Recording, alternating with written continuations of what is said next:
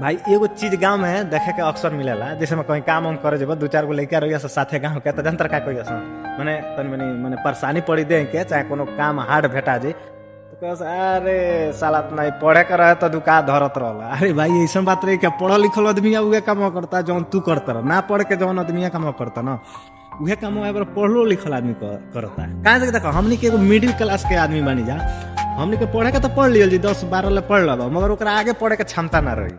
ठीक बा, घर के स्थिति या अथी देख के कमाए निकल जीब तो कमाए निकलबा, कुछ सीखले ना रह तो जौन कमवा अनपढ़ लोग करता उहे काम तू करब। मगर लोग एगो कहावत खाने एगो बोल हटे कि कहीं जाए केहू कह देला कि पढ़े के रहे तो दुका धरत रहल तो हैंगा होंगा 20 गो, तो ऐसा कोनो बात नहीं के भाई। पढ़ल लिखल आदमी उहे काम करता, ना पढ़ल लिखल आदमी उहे काम करता। हाँ, जे वो लायक पढ़ले बा, वो लायक उतना पैसा बा, उ आदमी बढ़िया जॉब करता, बढ़िया पैसा कमाता।